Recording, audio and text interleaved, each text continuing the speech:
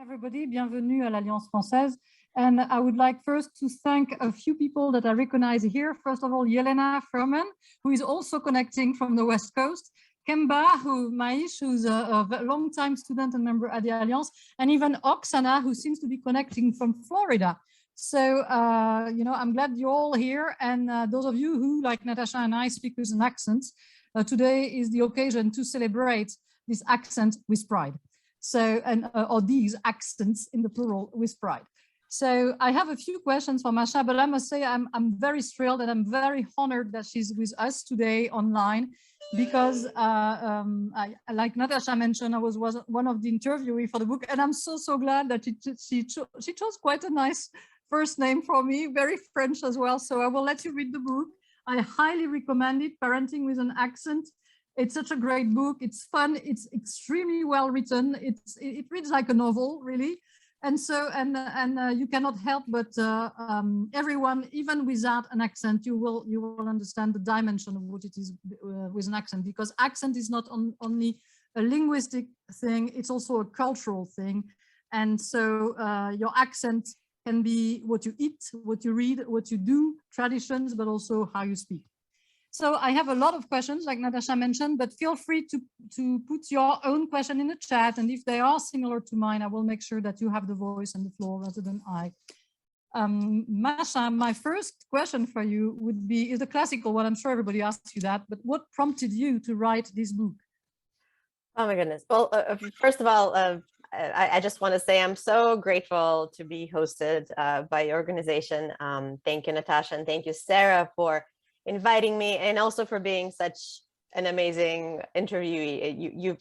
You've really brought so much color and substance to the book, and I've enjoyed our conversation, and I hope it's one of many to come. And I don't really have anything else to say. You just introduced the book so well, so that's all.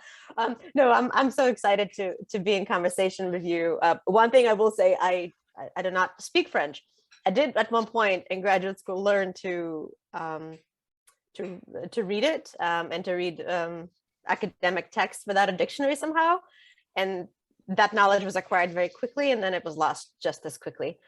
Although my 8-year-old daughter recently came up to me and just said, "Mommy, I want to have my room redesigned in a Parisian style, but I do not want any of those Eiffel Towers. That's cheesy." And when I showed her a potential picture, she said, "No, that's more French countryside. That's not Parisian." So I think somebody in our family will speak French and come visit. So that's a preamble. I'm really excited to be here, and thank you for your kind words. But yes, to answer your question, what prompted me to write the book? I wrote the book because simply there was no book like this, and I really wish I had a resource like that. Just a little bit about me. I was born in St. Petersburg in Russia. I came to the United States as a refugee with my family when I was 13 years old. Shortly after the Soviet Union fell, we were escaping the political instability, obviously the politics of the country, also anti-Semitism because my family is Jewish. My family is also part Ukrainian, and some of them until recently lived in Ukraine as well. So we represent sort of both countries. So when I came here, I had quite a bit of a culture shock, as probably many of us did who came to the United States from somewhere else. And then I kind of went on with my life, adapted in the best way I could, kept a little bit of that accent. I wish I could say it wasn't on purpose, but I'm afraid it was not. Met my husband, who is American, not Russian speaking, not from the former Soviet Union. And when my daughter was born, I have 2 kids. When my daughter was born, I suddenly had another identity crisis all over again. Obviously, it sort of tends to happen with any new parent, or at major intersections of major life changes. But I was just flooded with all of these memories of my childhood, nothing political, but just the food that I ate, the school experiences I've had, the friends I've had, how I played after school, the music I listened to, the jokes, the diet I had. And I wished I could share some of those precious and positive memories with my daughter, and I simply was not sure how to do it because I was surrounded by an entirely different culture.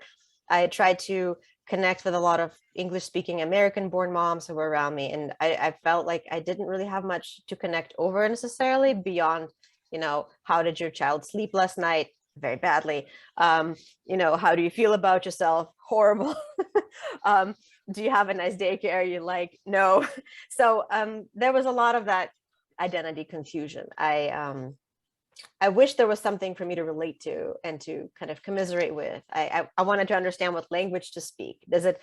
Is it un-American to speak a foreign language when others don't understand it? But at the same time, will I make my relatives and my ancestors super upset and disappointed if I don't speak that language with my daughter? And what about my husband's tradition? So all of that was kind of a constant, like an orchestra in my head. And I decided that I started writing articles and researching bilingualism and cultural identity and the immigrant experience. And the more I did that and published essays and articles here and there, the more I realized that so many other people have a very similar experience, actually. I heard it on a playground. I heard it among my friends. I heard it on social media. People didn't readily want to talk about it, but it was on a lot of people's minds. Some people didn't even know how to express that because a lot of it carries painful memories and traumas and questions about identity and belonging or not belonging or feeling excluded, right? Finding a home. How do we find a home? How do we, honor the home we used to have, but at the same time, make ourselves comfortable and feel like we belong in the new one at the same time. So that I realized the book had to happen. As soon as I decided to write it, I sat down like in one night. I had all my chapters written out. They changed a little bit, and yes, and here it is, the Parenting with an Accent. Thank you. Wow, yeah, no, I'm impressed at the fact that in one night you had all your chapters. I wish I were like that myself. But I must say that when I said the book was well written, not only it is well written, but at times it has a lot of humor. And in particular, and what reminded me of the humor is what Masha just said about trying to connect with the American mom, because that's what I tried to do as well. I arrived in the US with my daughter, who was 28 days exactly, a little bird, like that, Athena. And I couldn't connect because we didn't have the same we didn't have the same even we couldn't even talk about the TV programs. I never watched TV even in France already, so I couldn't connect to a lot of things like that, or like the choice of diapers or the classes. So that part in your book is extremely good. The kind of the boot camp mom meeting on the playground. I saw myself there. But what I must say is also very well-researched book. And that chapter about the history of immigration in the United States and the data, the articles, the statistics, and all of the people you interviewed, how did you proceed to find those numerous resources? And how did you feel as an immigrant yourself when you read those sources, and in particular those about the immigration to the United States? How does that compare to the contemporary immigration, the historical part to the contemporary one? So that it's so well researched. Anyone should read it also for that. Thank you, Sarah. And by the way, about the humor, your interview gave so much of that humor and color. I can't tell you how much time I spent thinking, what should I use from the interview? This part, no, this part, but then it'll be too much because I wanted to use our entire conversation. But so there are two parts of the question. I'll answer first one about research and then how it affected me, because that's a huge one. Also one of the things I'm so grateful for. There is a lot of research. There's about 20 pages of roughly of footnotes, and they're in very small print like this, like tiny. The book itself is not, so has such tiny print. But so I basically started. Well, there were a couple of different ways. I've asked. There are a few people that I knew that I interviewed, but I tried not to do that because just interviewing friends and acquaintances is always tricky. I've put out calls on social media. People introduced me to somebody else that they knew. I'm a member of a few writing groups online, and I would ask for recommendations, and they would connect me to somebody. At one point, I even remembered a family that I interviewed back when I was in my early 20s, which I still am, by the way, when I worked for a newspaper and I interviewed an immigrant family in Westchester County.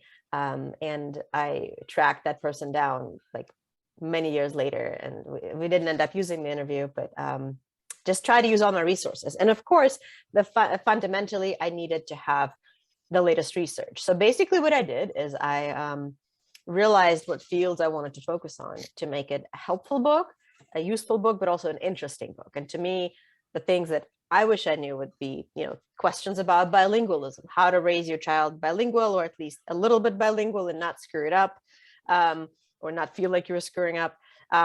History of immigration was also incredibly important. And thank you so much for mentioning it, the nuances, not that, America started, with when the Pilgrims came, and that's a very simplistic way of looking at it, because it didn't. There was also questions about psychology I wanted to look at. So I read, and sociology. So I started basically looking at the texts that were best-selling. I started looking at what universities and graduate schools were using in those courses. And when I started seeing the same texts pop up over and over again, I realized those were reliable and kind of, well-trusted texts by authorities. And I started buying those books or getting them from a local library, researching them, seeing who they cite. I also looked at associations to see, for example, the Migration Policy Institute. Who is the head person there? It's a reliable institution. Who is a person there, say, specializing in like childcare issues? So I would reach out to her. So So I did a lot of cold calling basically for that. And I saw the fruits of that labor starting to pay off when I would, for example, interview somebody, and I would say, and they would tell me, oh yeah, you should read this book, or you should read this research by so-and-so. And I'd be like, actually, I just interviewed them last week. Or actually, I did read this book, in fact. And that's when I realized that I was onto something, and my sources were paying off. As a former journalist, I guess I have experience kind of sifting through, like identifying fact kind of versus reliable information versus not as so reliable information. So that's how it came about. So it's personal stuff and research and interviews. But on a personal level, I guess I'll just give you a brief answer. The book really impacted me so much. Even before I started delving into research, the book begins with a preface and with my story of my own immigration, which I never really quite remembered that well. I mean, I remember some of it. A lot of it is kind of blacked out after I moved, for a lot of people that can happen just because of the difficulty emotionally of losing what you're used to, especially as an adolescent, I would say, but at any age really. And I remember spending like the first day, I took leave of my full-time job, and the first and second day, I was just trying to kind of remember what it was like for me to leave that night, getting on the train. And, I know that the clock struck midnight, but did it actually strike midnight, or was there a clock on the platform? So I started looking up, like, was there an actual clock on that platform? The music started playing. There was something called the Hymn to the City, which is associated with the blockade, the Nazi blockade of Leningrad. And usually when the train starts moving at midnight from St. Petersburg to Moscow, this music starts playing. So I remember I was trying to figure out, did it play exactly when the clock struck midnight or right before? And the more I dug into those experiences and described the people that were there, I was completely toast. I remember I just at one point turned off my computer, went out to my family in the evening and said, I cannot do this. This is too emotionally difficult. There's so much trauma. There's so many difficult memories. I can't do it. It's too personal. And then I made a note, if it still feels so bad in a month, I'm just giving up. I can't. But in fact, it got a lot better. I learned to be a lot more empathetic. I learned so much about my own process of adaptation. I became a lot more, I would say, even relaxed about my own parenting, not just with language, but, culture and everything else. And I think, I think my kids became a lot more chill because they saw their mom was becoming chill and not so stressed out about cultural balance and everything else. That's very interesting. And you mentioned the blackout as well, because somewhere in the book on page 5, you say many immigrants who arrived as children often report fuzzy recollections of their early experience, almost as if after a blackout. and to make room for the new, you must let go of the old. And my son, who was 5.5 when we arrived in the United States, he did that. He did just that. You know, he was almost 6, and he kind of erased all his French identity or anything other than French, because we're French, Italo, Russian in my family. And then now that he's almost 33, that's when he's claiming back his identity again. Okay, like his Frenchness, his Russianness, his Italianness. You know, he's claiming all the three back together. So that's kind of interesting. But I want to ask you a question about, were you, when you arrived in the United States, were you self-conscious about your parents' accents and when you attended school in the United States, and how did that self-consciousness about your parents' accent, how did that influence your own parenting experience? Oh, I almost want to turn around to see if they're listening, but I don't live with my parents. Sorry, Mom. When I came here, we were obviously poor and you know, looked different. Did not have, like, there were a lot of fairly wealthy people living in our area. We had this old Buick that somebody donated to us, which we used to ride and deliver newspapers, including to my classmates, and they would see me in my donated clothes. It was like pretty embarrassing, actually. I just wanted to wear, like I say in the book, I wanted to wear Gap clothes and not have an accent.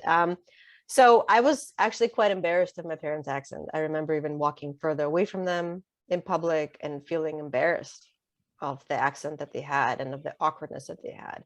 And it's not because, you know, I was a difficult teenager. I think it's a quite, now that I realize and read about it, it's a very natural experience. Kids want to fit in, and language to them, especially language has status. And if there's a certain status in a language, like English, for instance, they're going to want to speak that language and not associate with things that are, you know, have less of a status. Also, because we came at a time when California was in a recession, and the governor wanted to deny, like, there was a lot of demonization of undocumented immigrants happening, and like always TV ads of, you know, they're coming. So he wanted, in fact, this legislation passed, the Prop 187, to deny all undocumented immigrants medical care and public education and so on. So there was a lot of that self-consciousness that I had, but it obviously went away later. But it did affect me, and for a while I didn't even want to speak Russian in public. I was hiding it.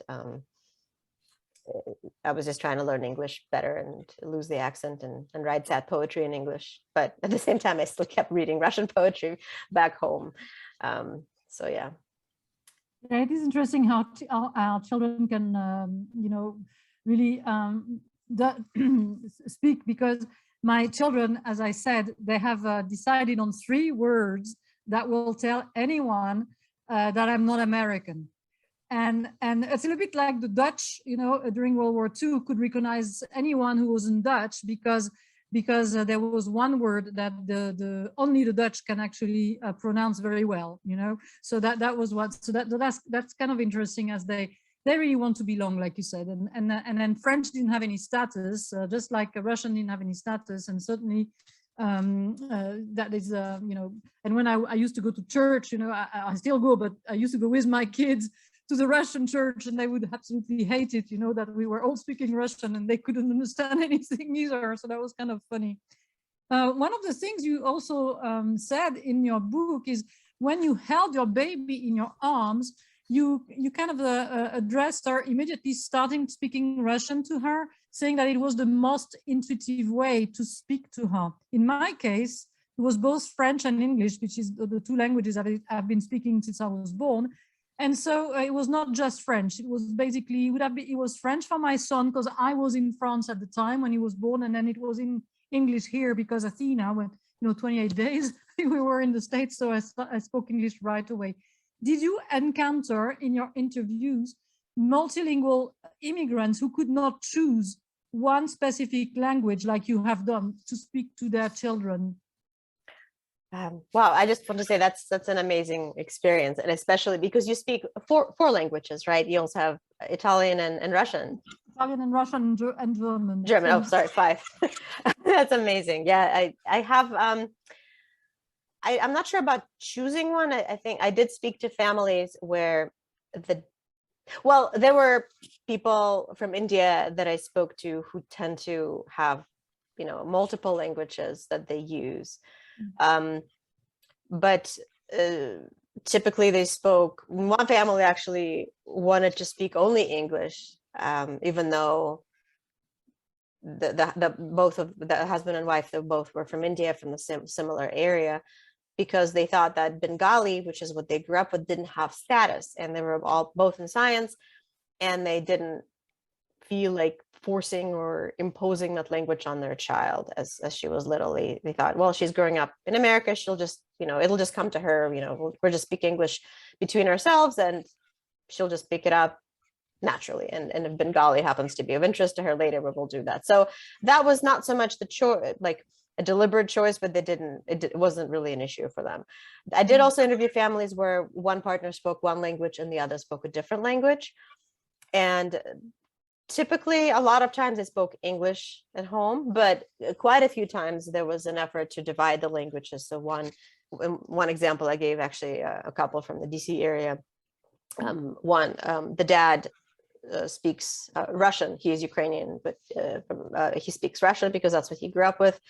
And his partner speaks in Spanish, and the partner is from El Salvador. So both of the dads speak English to each other, and they speak in their native languages to their daughter. But that's a choice that they did make. Right. No, that is really something that's fascinating, because language is such a part of culture. I mean, it's like the chicken and the egg. Well, is there culture because of language, or is there language because of culture, kind of thing? Okay. Now, in chapter 2, which is also a chapter with a lot of humor, the chapter is called the beat test. Now, if you're from a Russian background, this is a very important test, believe me. The beat test is a very important one. I was just telling Natasha earlier on how my son's friends were always amazed, especially in France, how at the amount of beetroots he would actually eat, because he always had the fondness for beets. But hey, he's half Russian, so that might explain. So you chose for that chapter a piece of anthology of French literature as an introductory epigraph. It's about the Proustian Madeleine moment, and all the Proust readers will know what it is. And you describe your experience dating someone and introducing him to one of my favorite Russian dishes, and the family also favorite Russian dishes, which is selyotka pashutboy, which is a herring under the fur coat, which is really strange to people who are not Russians, okay? And this resonated for me really, really a lot, because my ex-husband was English, and I had to explain to him many times, what it was, or to guests who used to come to Russian holidays all the time, especially Russian Easter. And my ex-husband would even call one of the Russian Easter cake, which is really a big, heavy pyramid of white cheese, called sirnaya pasra, which is about 10,000 calories in a tablespoon, and he used to call it the goo. And I thought, nah, while he was British, that might have been British humor, but still, I found that maybe sometimes the other person in the couple doesn't realize that even making a joke, a kind of a joke on the food, just not even on the way we speak, right, but on the food, could be a source of disrespect or of belittling the other. So how can we, us immigrants in an English-speaking world, how can we, wherever we come from, how can we make sure that our language and our culture, when we marry outside our community, is not a source of conflict or disrespect in the family? By the way, Sarah, remind me that when we finally meet in person, I will bring you the platter of selyotka pashutboy. And for those of you, I hope that most of you know what it looks like, but it's a platter that's kind of like a mound that's like bright magenta pink and slathered with mayonnaise. It's really quite good. And I'm actually like want to go eat some right now. But yes, so you're right. I really love the point that you made, that it's not just language or accent that, you know, can be a source of discord or, you know, disrespect, but also, you know, food is such an intimate part of our identity, especially in many cultures. I would say in mine and the former Soviet Union, and even before, there was so much poverty, and there were, you know, there were famines, wars, there was you know, millions of people starved historically because there was no food. You know, my family lived through the siege of Leningrad. And that's basically when you just had a few grams of bread allotted a day, and you always had to get creative. And the things you had to get creative with would be like potato, cabbage.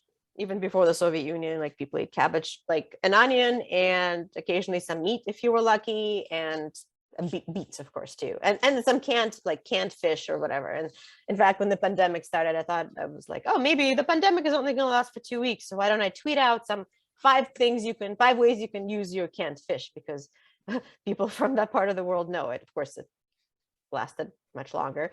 I think so. It's a very personal thing, this grit, the ability to get innovative with the ingredients, remembering how, you know, my own ancestors used to just honor the food so much, especially if since they came from agrarian communities, in times of scarcity. I mean, that's a relationship where somebody makes fun of our food, I think, is just a no-go. I hope it doesn't happen. I asked a question about what makes it's not something people ask about typically or think about, but I did approach couples from different cultures and I asked them, well, how do you get along? Do you have extra issues or problems or conflicts or layers of complexity because you come from different cultures? And the answer was always no. I mean, the problems that usually came up were not, you know, oh, her food is like gross, or it stinks, you know, or, you know, she can't pronounce some word. It's usually, you know, things that can happen to anybody. You know, there might be a conflict back home, for example, in Syria, one of the couples. There might be, you know, a religious strife. One is Muslim, the other one is Catholic. The other one has the mother-in-law who likes things just to be just a certain way. There could be fertility problems that are obviously causing great strife for the family and sadness. So, but those were not related to culture. And when I asked a psychologist about this, who practices, who is multicultural and works in a lot of multicultural families, he said that it's really not about knowing the language or being able to cook that food. It's just about respecting the other person and where they come from. And that's all. That's what it really comes down to. So one thing you point out in your book, and I would say, which is both a blessing and a curse in the United States, is the amount of choice there is here for everything. So to the extent that it also pervades parenting, from the style of parenting, which I mean, you'll have to explain, please, what is snowplow parenting? Because I only know hovering helicopter parenting, and I have no idea what snowplow parenting is. And so to the objects that are presented, you know, I remember my surprise with babies are us, or bye baby, with bye being B-U-Y, you know, like consumerism baby, right? So do you feel that the immigrant parent whose culture doesn't offer as much choice, which probably was the case certainly I lived in the Soviet Union, so there wasn't much choice in Soviet Union. And there is not, even in a capitalist country like France, there is not as much choice as there is in the US. So do you feel that for the immigrant parent, there is an additional stress of not doing enough for or by their children, or doing too much for like things like respect of the elders or discipline or education? So how, and please do explain what snowplow parenting is. Oh, absolutely. Well, snowplow parenting is basically, I think it's very similar to helicopter parenting. It's just a different machine. But basically it's all about just mowing down any obstacle in the child's way. Like if the teacher gave the child maybe a good as opposed to excellent mark, or you just go and talk to the teacher, you know, and figure out what's going on and let them know where you stand on this issue. You know, making sure that it's basically like bulldozing your way through your child's life. And I mean, that's what some people choose to do. It's not a judgment. so that's a snow plow, like so that the child can just easily walk through that cleared pathway from the snow plow created therein.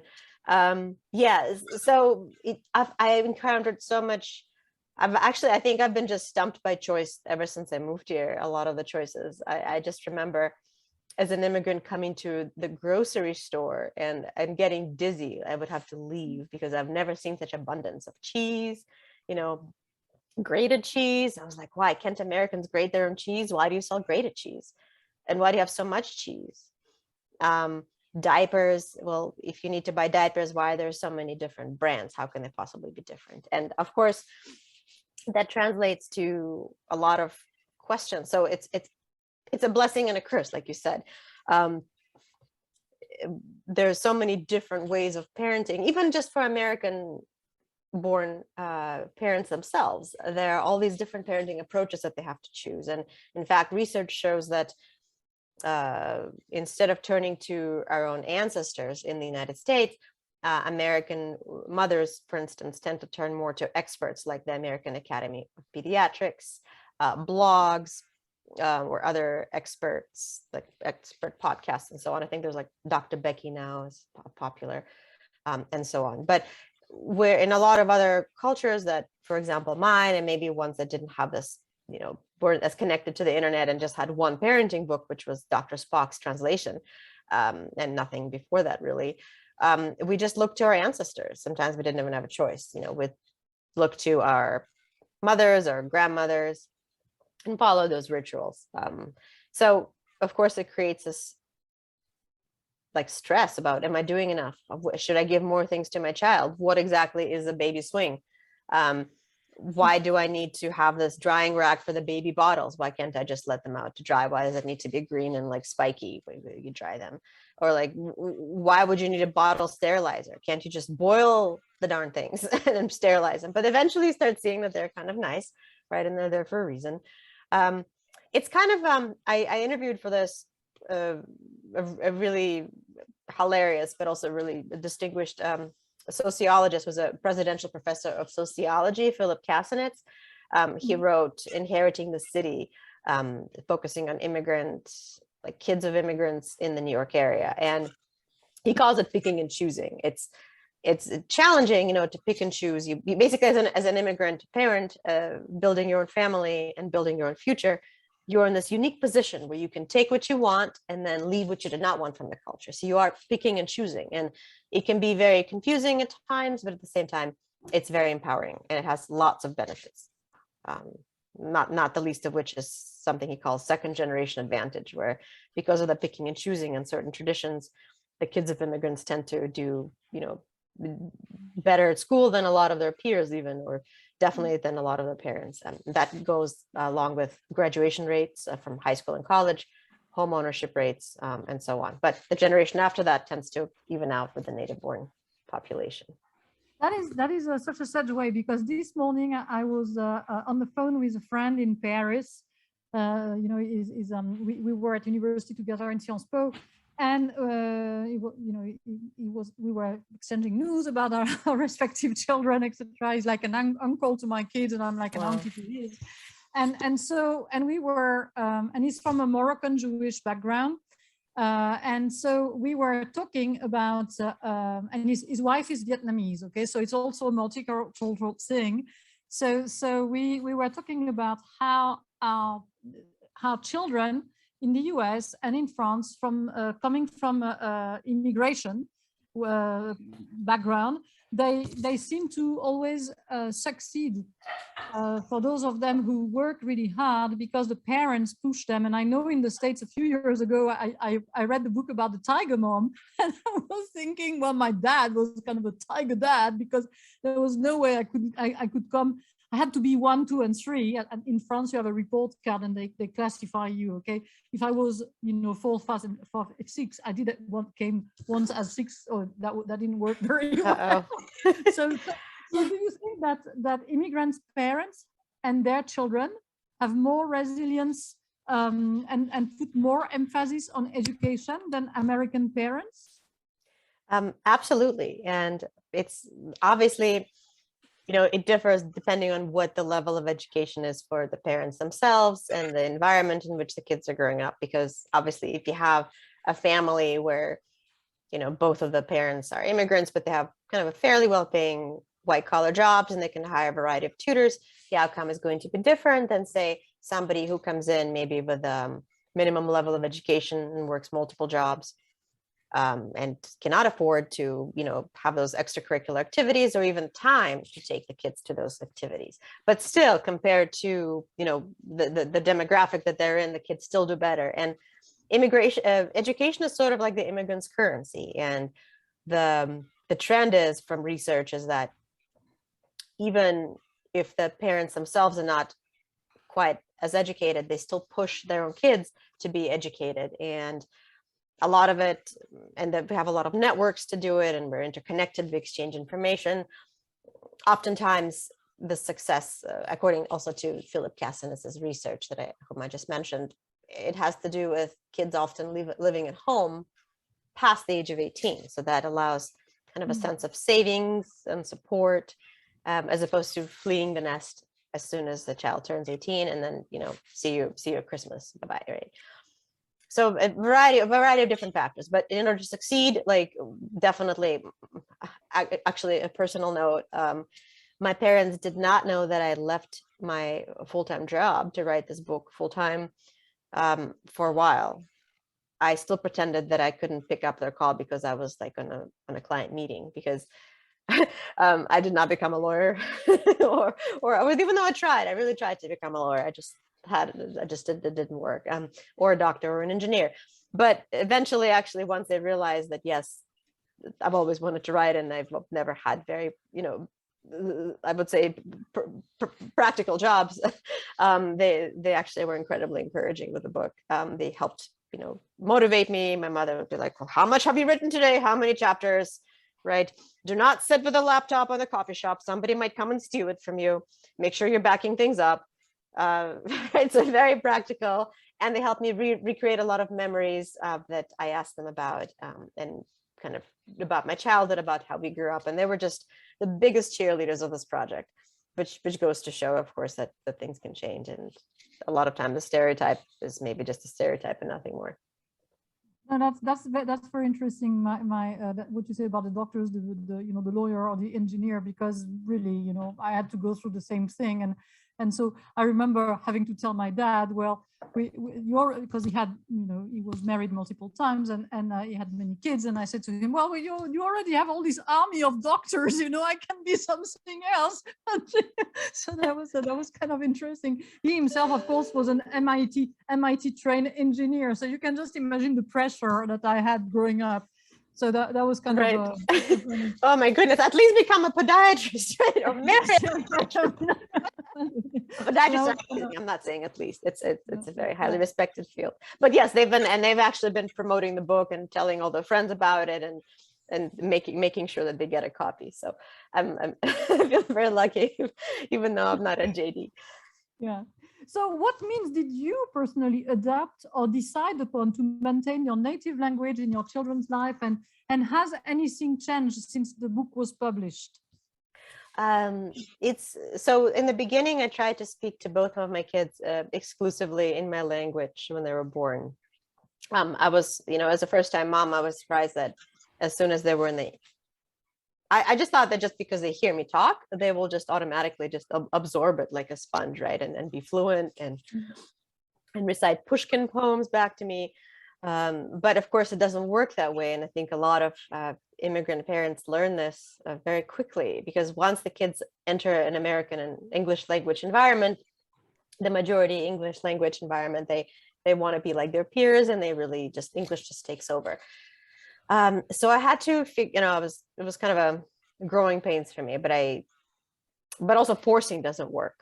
There was this quote by a linguist, I forget his first name, Baker is his last name. And he basically says I included it in my book. It's basically a patient teacher is somebody who is like a gardener in this beautiful field, and not somebody who's like destroying, weeding out all of the beautiful flowers that are growing there. We have to just tend to them because they're precious, tender plants. So that's something I've tried to do when forcing or like trying to like insist that they speak my language did not work. I tried to find other ways, and eventually it started working.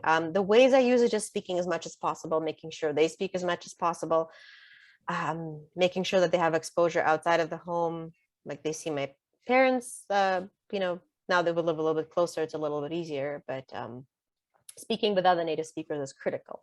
And having a community, even I scheduled play dates with my friends who had also like half Russian speaking kids, and we tried to make sure that the kids speak Russian, even though they tried to switch into English all the time.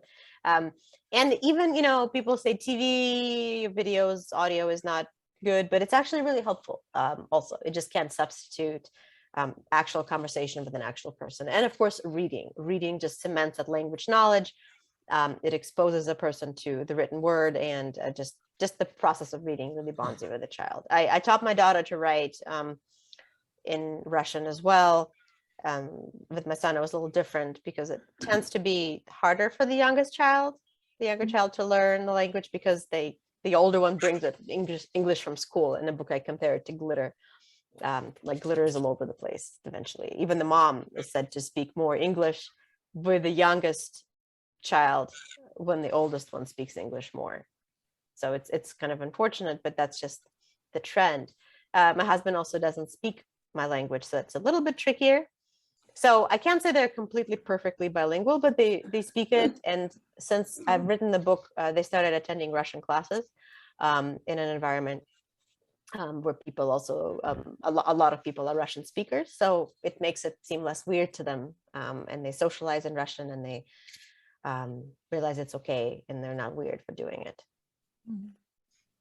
I've got a couple more questions, and then we will leave it to people in the public if they want. But I have those two questions that I really want to ask, if you allow me.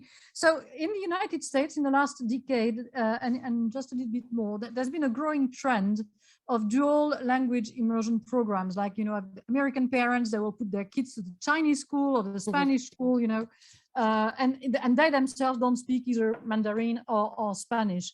And so do you think that in this country, bilingualism is a fashion, a trend, or one more thing that the American parent chooses for their children because in the spirit of competitiveness, they want to give them even one more, you know, edge in a way? Because I'm frankly flabbergasted at the parents signing up their children for a school of which they don't even speak the language. I mean, I can understand if they bring them to the Saturday school, you know, learning French, if they have themselves had French in high school or, you know, something like that. But I know in your book, you have a Persian school director who says, and justly so, and I can attest to that as an executive director of a French language school, once a week is not enough, either for your child to learn a foreign language or for your bilingual child whose French is the language to maintain their French. It would be nicer if they could come 3 times a week. So do you think it's a trend in the United States, this dual immersion language, or a fashion, or will it blur away, or will it remain strong? For young kids, it's definitely a trend. We're talking like bilingual nannies, you know, bilingual daycares and preschools. I mean, some people do it, of course, if they have a heritage speaker or some kind of family ties, or they just want to teach, you know, the child to let them have more opportunities, maybe to travel and so on. But it's definitely a trend, and I think it started a number of years ago, and there is this consensus that it's going to give a person an edge up, you know, in the economy, let them have better grades, the cognitive advantages. Of course, those bilingual kids are better at multitasking, you know, because they're always switching between the languages, and both of them are active at the same time in their brain. At least 2, if not more, right? There's said to be more empathetic, just from studies as well. But it's certainly a trend, and it's not enough. I mean, it might actually. I interviewed the Professor Ellen Bialystok, who actually came up with the theory of the cognitive advantages, executive function, and she was also the one that said that bilingual older adults can stave off the diagnosis of dementia by about 4 years. Symptoms and diagnosis if they are bilingual, which is fantastic. Like I'll take that, right? So she was also the one that told me that very recent research shows that, yeah, if you don't have outside support, like, and you take your kid to like a daycare that doesn't speak your language and you don't expose the kid to that language again, you're not going to see language benefits, right? You have to continuously support it, make sure that the child needs to speak it and has exposure to it. But there might be some cognitive advantages. Yeah, but yeah, but at the same time, one last thing I'll add is I actually asked this question to an expert in childcare, early childcare education from Migration Policy Institute, and she told me, like, as a result, like, these schools were established a lot of times to help immigrants care for their own kids, but now a lot of native-born families are coming and like they don't have space for us. She's like, I'm a Japanese speaker. I can't put my kid in the Japanese daycare because the slot's already filled by people who want to give their kids an edge up in the economy. It's absolutely the case here in DC and even in the suburbs. There used to be the French Immersion School at Maryvale in Rockville, Maryland. And when I arrived 25 years ago, and as a French-speaking parent, my son could have attended without any problem. Now it's a lottery. Same thing for the people attending the Spanish Immersion Language School in DC. Even though they are from a Spanish background, they can't attend. Some of them actually, believe it or not, sleep on the curb for 2 days in a row before the opening date to be able to go and sign up their kids, because they're so afraid not to have a space. Then they don't even have a lottery, but they sign up 2 days in a row. I mean, they sleep on the pavement. I know because my friend Gus and Maria Vasquez had to do that for their 2 daughters. So, oh my goodness. So it's really horrible. So I think that it was made, yes, to help the immigrants, not only preserve their heritage, but also integrate their children more easily. But in fact, it's become an upper middle class goal to sign up the kids in that language immersion school, and therefore taking the place of one who actually needs it. Right. I have my last question will be not my trickiest, but will sound the trickiest because of what's happening currently in Russia and Ukraine, and that has something to do as well with how we feel regards languages. So in your book, you raise the question of the fact that it's at the core of the immigration issue all over the world, and not only in the US. And you ask the question, is teaching a child about the ways of the ancestors un-American? And I would ask a few other things, because you mentioned also the anti-German sentiment in World War I, and how Theodore Roosevelt, the president, thought that a dual language meant divided loyalties. So do you think it will be the same now with Russian language, and how does the current war affect loyalty to one's country of origin? I mean, for instance, in France, during World War II, for the Russian immigration, of which my family is from, which is, when I mean Russian immigration, I'm talking about just at the time of the revolution or before. So it became a moment of reckoning. Should they have collaborated with the Nazi against the Bolshevik or not? So that was a big moment. And so do you think that as a risk of having divided loyalties, or at the same time a danger of those afraid of what's going to happen, a little bit like for the Japanese who were interned during World War II here in the US just because they were Japanese? Is it a risk of divided loyalty to the point of separating the people even more or not? I mean, it's really a question.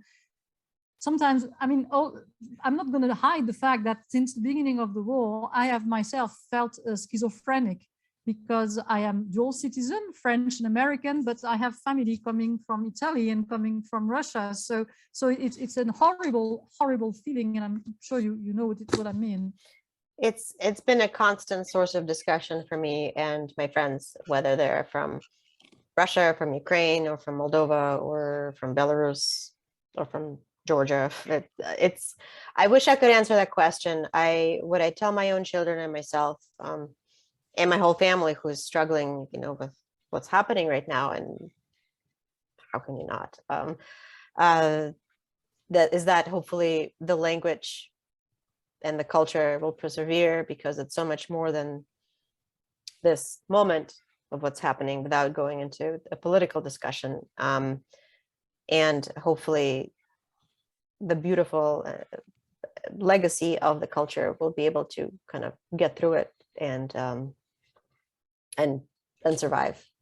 And obviously there is some backlash that's happened historically to a lot of other cultures and nations, even, after, during COVID, people of, the Asian American ancestry experienced this horrible backlash after 9/11. We had even not only the anti-Muslim sentiment, but even Sikhs got, bore the brunt of this, unfortunately. And hopefully people can understand that just because a person speaks a certain language or comes from a certain country does not make them complicit with a person who at a certain point in time is in power, doing these things. I hope for the best. Yeah, it is particular because in France, we one of the things that the French don't like, it's a typical secret I will reveal, is the idea of communautarism, which is exactly living in a community of only French. In fact, when they come to the US, what do the French do? They stay together, they stick together, they go to the same school, they actually go to the French-speaking church. All of a sudden, they discover faith in French. I love that.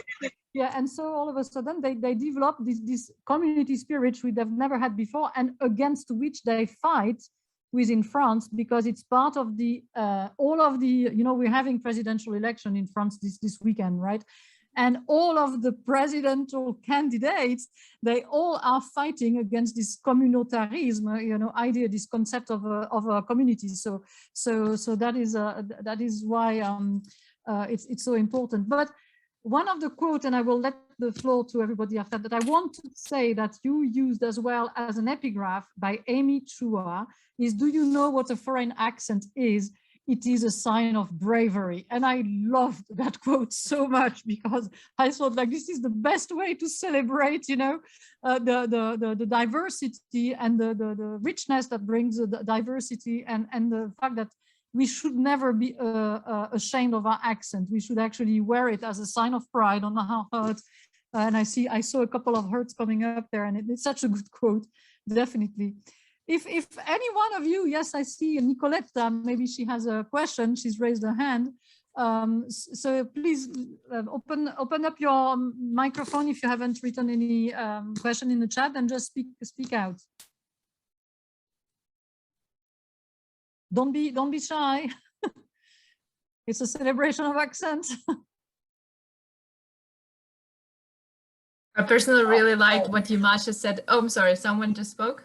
No, Nicolette, please go ahead. Nicolette, I'm here. I mean, it was a thumb up, not a raised hand, but certainly I totally sympathize with the approach that you have adopted. Absolutely, not only should we be proud, but trying to step on the other side and think, learning a foreign language is a lesson in humility, and only those who navigate and find themselves in our shoes can understand the degree of courage, right?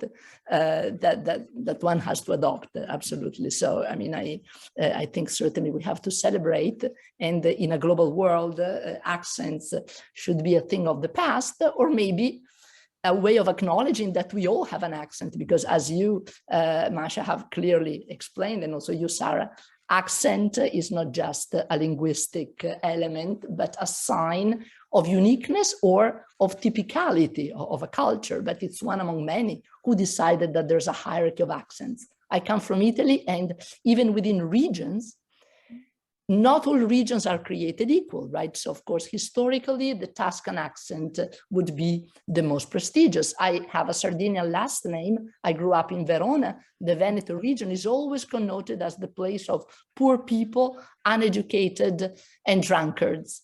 Okay, so, there are stereotypes that transmit truths. Of course, historically, it was a poor region, but the moment a stereotype becomes a weapon to differentiate in a hierarchical way, obviously, it's no longer correct. Right? So these are my thoughts, but I think we're all on the same wavelength.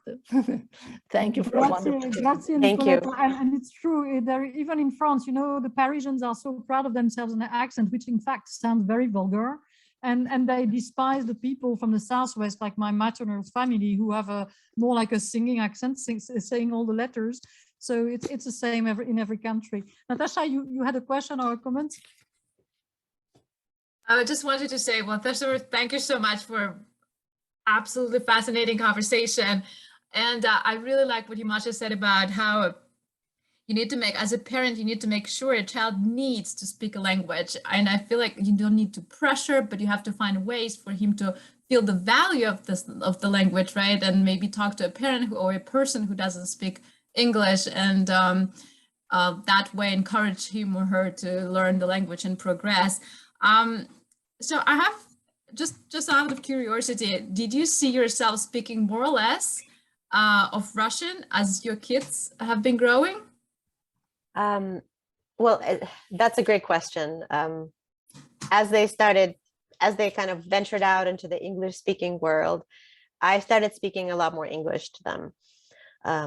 So for a while, what we did is one parent, one language approach, where one parent speaks one language or partner and the other partner speaks another. But that was incredibly hard to maintain. It does have like a 75% success rate, but also 25% not so successful. We have to point that out. There are many ways of raising a bilingual child. I tend to mix languages, but I try to focus as much as I can on Russian time and Russian chunks of conversation and books.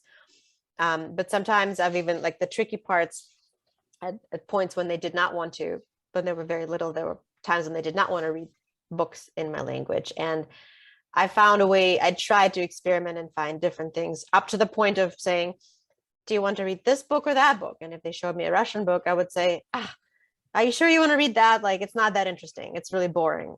And they'd be like, no, I really want to. I was like, no, let's read, like, I don't know, Goodnight Train.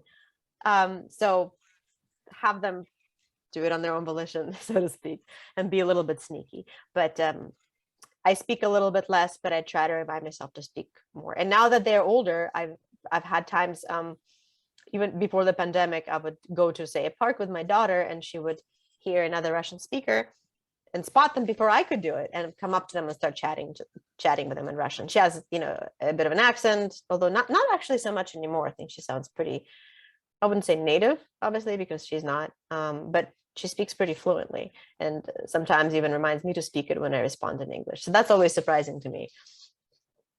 I saw Daniela had raised her hand. I know she put a comment in the chat, which is, Maxiboku. It's been challenging to follow this interesting talk while giving dinner to kids. How do I know that very well, but maybe she has a question to ask.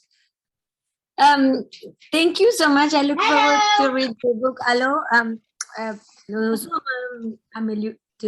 Hello. I'm Mexican race, earthling, and when people ask me where my accent is from, I said planet Earth. That's exactly what it is. The Anspo, they tell me, oh, quel cauchemar, un Mexicain avec accent québécois. My question for you is about the interesting thing that you share when you went to the supermarket. I focus on environmental practices and trying to reduce our carbon footprint as a family. And I find that especially challenging in the US. So maybe something to think about for the next book or something can you elaborate on, accent and culture and finding food from your culture? Thank you. Oh, thank you. And thank you for all the hard work that you're doing. It is so important. And I cannot tell you how many times I and my grandmothers would use a piece of paper towel, wash it, and then hang it out to dry, and then reuse it again. Yeah. I think Patricia was saying that in the chat, she said, thank you for a great discussion on one of my favorite topics. Proud to have an accent indeed. So Patricia, do you want to say something, or you want to unmute yourself or speak? Yelena said she wished she had an accent in English, and she definitely has one in French. So yeah. So. Hi, my accent is from Spanish, and I've been here forever, and I still have it, and I love it. I love having it, and I'm not offended if people say, oh, I notice an accent. Where are you from? It used to bother me a long time ago, but I've been here so long. it's beautiful, and I completely agree. I think at one point we just learn to embrace who we are, and in fact, as a result of writing this book, I mean, I've always been an immigrant, right? It's the way I talk, it's the things I eat, it's something that's really hard to escape. I'll be an immigrant forever, even, and it doesn't stop when you get, when we learn English and get our citizenship or whatever documents we have, or visa of some kind. But once as I was writing this book, especially, during COVID, a lot of it happened before COVID, but also during. It was like it kept me going, because I was talking to so many immigrants about things that they cherished from their cultures, things that they hoped for their kids, the happy memories that they encountered of talking to their grandparents, to their ancestors. They shared all the beautiful things that they recalled from growing up. And it just gave me so much hope and compassion. And one thing I've learned is I'm just so much more proud of my immigrant identity than I ever was before. And when I think I've said it before, but when I now hear foreign accent, or like see a person from somewhere else, the way they talk, the way they're dressed, the language, I just really celebrate that, no matter what it is and where they're from. And it's, I mean, this is so much of what America is. And it's just a tapestry. It's a beautiful tapestry that's worth celebrating and preserving. Thank you, Masha. Actually, what I can say is that the word tapestry that you used was the word that the judge at my naturalization ceremony used when I became a US citizen. We were about 250 people becoming American on that same day. It was at the DAR hall in Baltimore, Maryland. And the judge said that we were so many people becoming American, and it was from 120 countries. Wow. On the same day. That was fabulous. And he said that he wanted us to keep that diversity, and to keep our heritage and our language and our culture, because it was helping to thread the tapestry of the American history. And I thought, oh my God, this is so much different than a French citizenship ceremony, where they're very happy that you become French, and that you kind of forget about yourself. So I love that. No, because my granddad, my Italian granddad became French. So I think that what you said, the tapestry, is definitely the word that we have to keep in our mind, not only be proud of our accents, and wear it as a badge of bravery, but really continue threading, because that's the only way we're going to be able to build bridges and in the world, right? So yeah. Well, thank you so much for the conversation.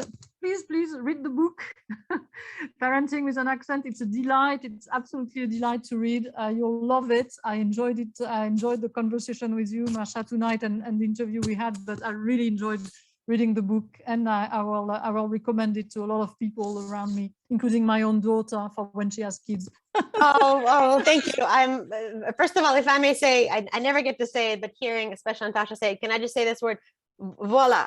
I don't know if I said it right, but I just want to say thank you so much for having me, and thank you all for listening and participating. Yes, the book is it's available in hardcover for now, but it's also available in audiobook, and with actually recorded by an immigrant voice actor from an immigrant family whose family is Persian, so she really identified with it.